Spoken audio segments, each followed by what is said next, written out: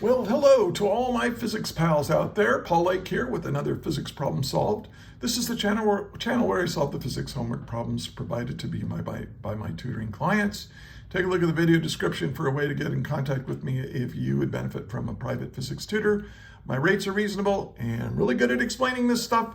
And if you find this video helpful, please like, share, and subscribe. And let's get to today's problem. It's a kinematics problem. And we're going to be dealing with velocity and displacement from an acceleration versus time graph. And there are some things that you should know before attempt these problems, or at least be somewhat familiar with or be studied. You should have a basic idea of what average velocity is. And of course, average acceleration. We're going to use the equation for these two quantities. And then we'll also be calculating some displacement, and so, or changing position. So if you've never heard of these things, you might want to go study. But before attempting this problem, but let's see, here's what's given. Let's read the problem. It says, an object starts from rest and accelerates as shown below. A, draw a quantitatively accurate velocity versus time graph, and B, what is the object's total displacement over the 20-second interval? Okay, now what I suggest you do, pause the video now, work it yourself, and if you get stuck or you just want to check your work with mine, hit play and compare and make any corrections. And if you find a mistake or you have a question, leave it in the comments. I answer every comment. Okay. Let's get going. Now here's what's given, this acceleration versus time graph, but there's something also very important given, and that's right here. An object starts from rest. Now when they say starts from rest in these physics problems, what they mean is, hey, at time t equals 0, the velocity is 0. So I'm going to put that down here. The velocity at t equals 0 is 0. Now, there's another way of writing the velocity at time t equals 0. It's a little bit shorter. They just go v sub 0. Sometimes they call that v naught. And that just means, hey, at t equals 0, your velocity was 0. All right. Now, and what are we trying to find? Okay. Well, for A, we want to draw a velocity versus time graph, and we want it to be quantitatively accurate. That means numbers on it. Everything's accurate about it. And then for part B, we want to know what is the total displacement. I'll just call it delta x total. Okay. All right. And so let's get started solving it. Now, one of the things I'm going to show you here in this problem is when you draw a graph, if you're given an acceleration graph and you want to draw a velocity graph, draw the velocity graph right underneath if you can. I mean, you know, in your paper, you probably should redraw this, and then below it, draw your velocity graph. And I'll show you why this is a real nice thing to do. Probably should use a ruler, huh? Is that I want to make my time axis parallel to the time axis of the given graph.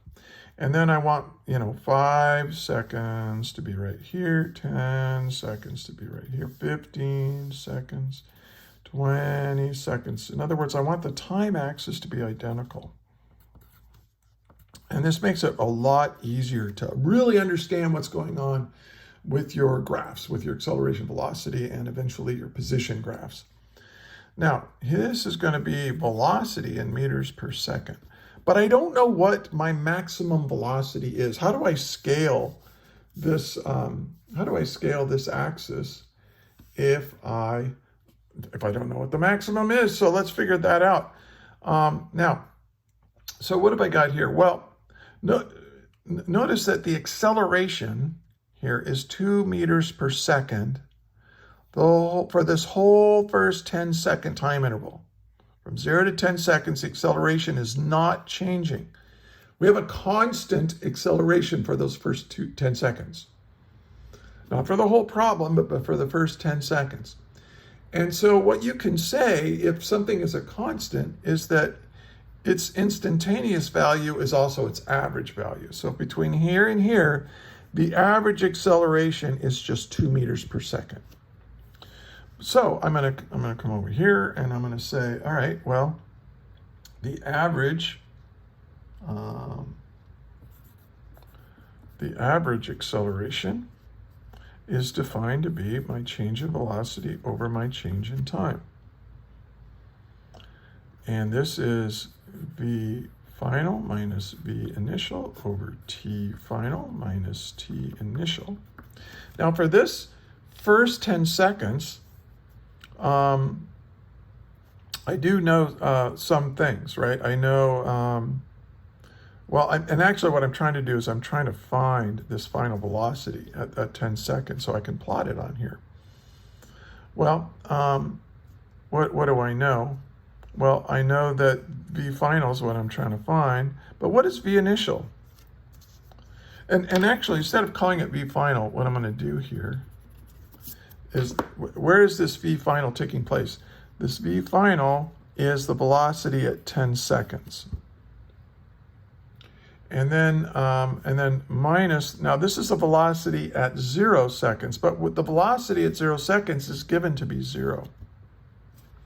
Now, what is this time interval? Well, the final time is 10 seconds minus the initial time is 0 seconds for this average acceleration right here, 0 to 10 seconds. And so now, and I know that this average velocity is equal to 2 meters per second every second, right? That's what meters per second squared actually means. We're going to change our velocity by 2 meters per second every second. Well, so now we can solve for the velocity at 10 seconds is equal to 2 meters per second every second times, well, what's 10 seconds minus 0? 10 seconds, so multiply both sides by 10 seconds, and we've got the answer. So the seconds cancels, 2 times 10 is 20, and the units left over are meters per second. So that means that at 10 seconds, my velocity is 20 meters per second. So that means that I can now, and I know that's going to be my maximum velocity because my velocity isn't going to change here. And now it's going to come back down. It's going to have a negative slope because that's a negative acceleration.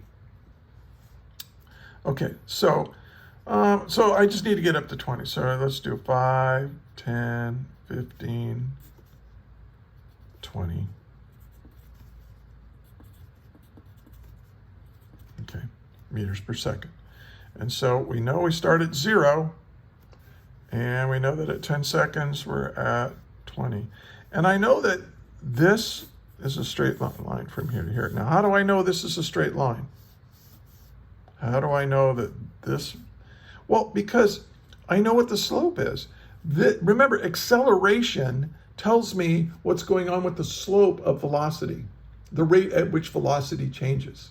Delta V over delta T has to be 2. And so notice that this indeed, like if I go over 5 seconds, I went up 10. If I go over 10 seconds, I went up 20. See, the rise over run of 2. So this is a slope of 2 meters per second every second, and that's the average acceleration for that first 10 seconds. Okay.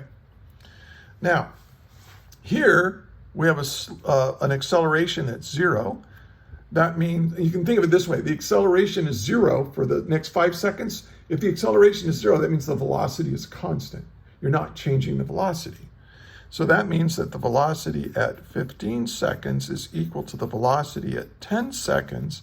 That's equal to 20 meters per second. So come up here, and that's just going to be a straight line like that. Okay, now I've got to figure out what this final velocity is at 20 seconds.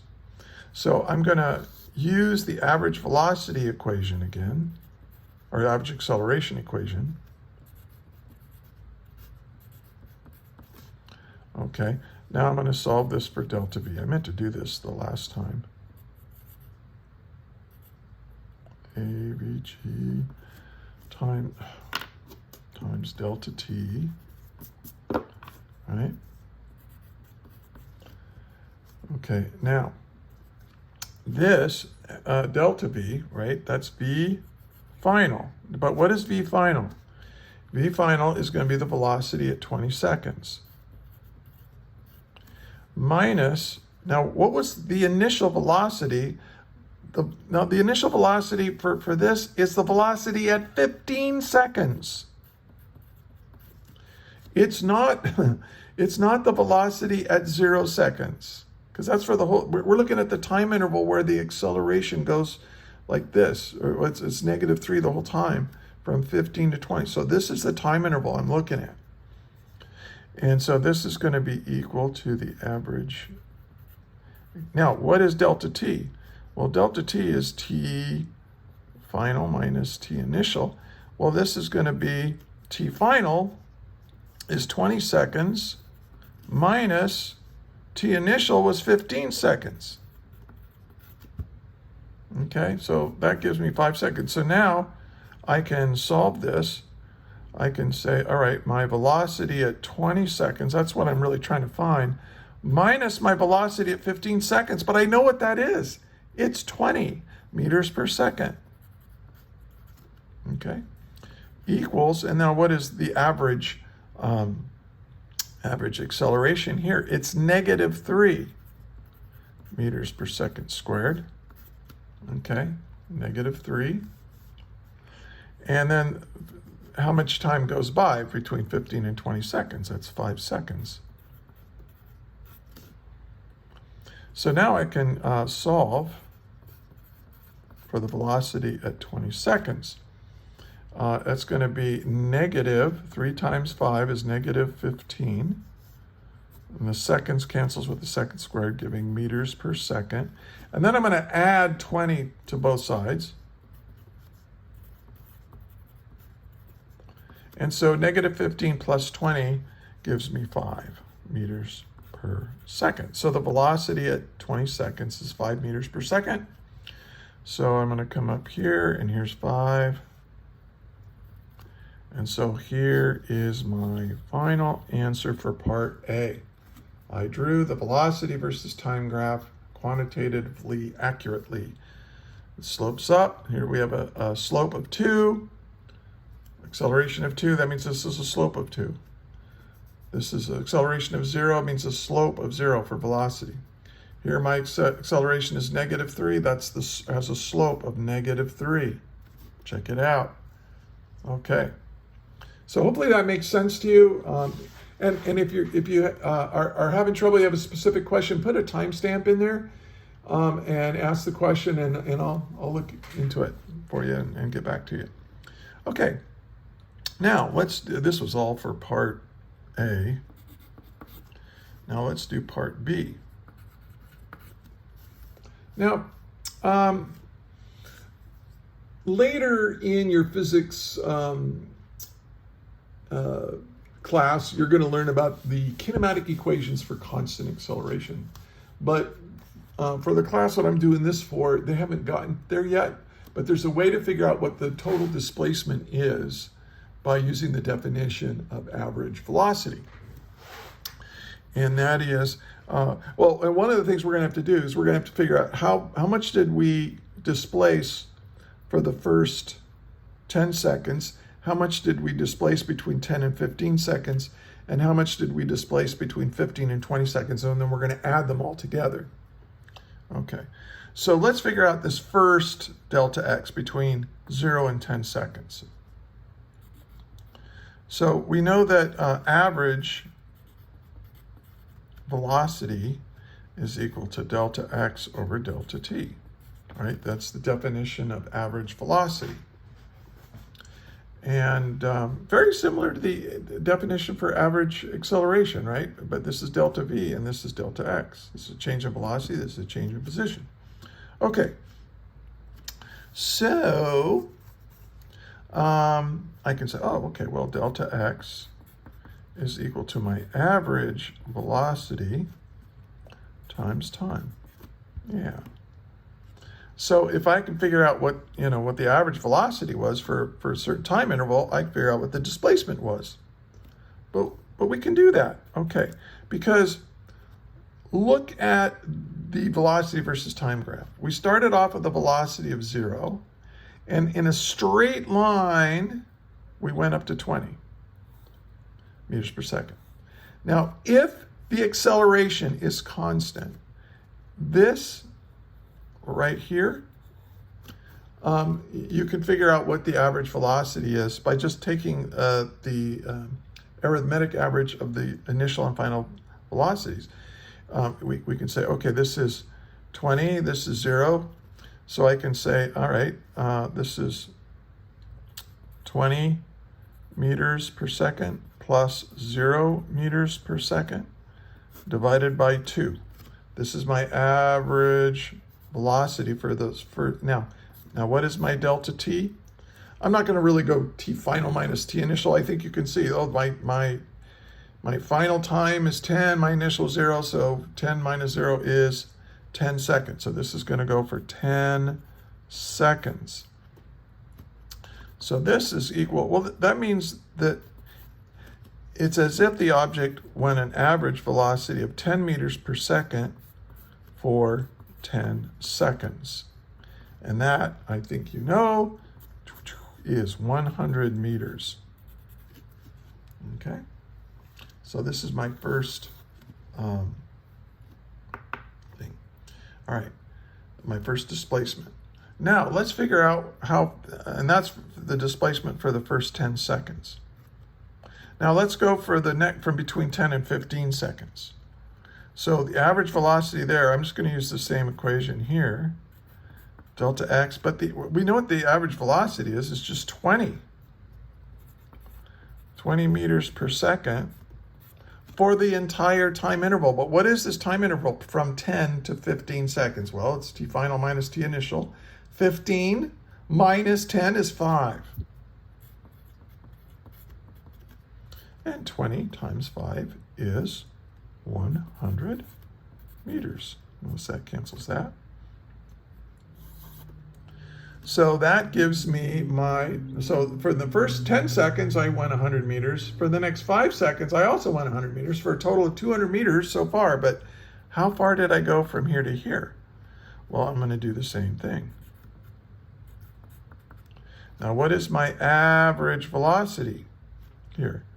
Well, it started off at 20 and ended at 5. So that's 20 meters per second plus 5 meters per second divided by 2. That's kind of my average velocity between 15 and 20 seconds. And then the time, the delta t between 15 and 20 seconds is 5 seconds. Okay, so we've got 20 plus 5, that's 25, divided by 2, that's 12.5. And then 12.5 times 5, I believe, is 62.5 meters. So all I have to do, so in the first 10 seconds, we went 100 meters. And then the next 5 seconds, we went 100 more meters. But because we were slowing down over the next 5 seconds, we only went 62.5 meters. You add all that up. So delta x total is equal to 262.5 meters. And there's my answer. Now there's some really neat stuff in here that's you're gonna learn it very soon. But one of the things I want to show you is this. Remember when we were figuring out what the change in velocity was? You know, delta v here? Well, really what we were doing is we were figuring out what the area underneath this is. Because it was acceleration times the change in time. Well, the acceleration is the height, the change in time is here, multiply those together, and you get how much the velocity changed. So this is equal to delta V. Now this was a different delta V, wasn't it, down here? But it was a negative delta V. It was when we got this negative 15 sec. So this is also a delta V. But it's a change of velocity of negative 15. And so we had a change of 20 plus negative 15 gave us our final velocity of 5 meters per second. Okay. Now, there's another thing going on here. Notice that in the first 10 seconds, we got 100 meters, right? Well, what is this? Ah, look at that. That's a triangle. What's the area of a triangle? 1/2 the base times the height. Well, what's the base? 10 seconds. The height is 20. So 10 times 20 is 200 divided by 2 because it's a triangle. And also it just cuts this big rectangle in half. Oh, the area underneath here represents delta x. This was the first delta x we did, and then this.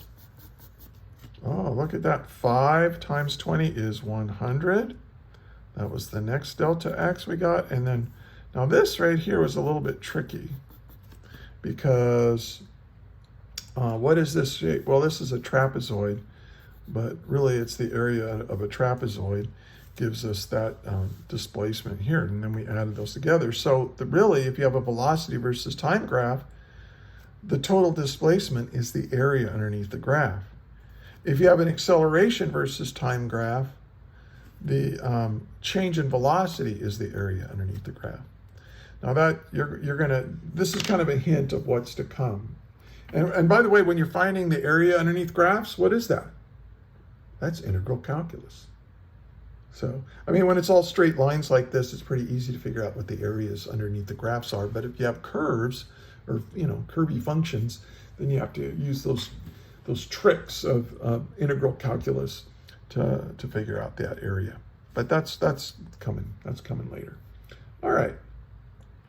Hey, did you find this helpful? I hope so. If you did, share it with your friends. Like it. Subscribe to the channel. I got a lot more videos coming out. And if you're a teacher, look in the description. I've got a worksheet where a lot of problems like this are available, and you can use it. So, hey, if you've gotten this far, thank you so much for watching. And until the next video, may the net force be with you always. That is all.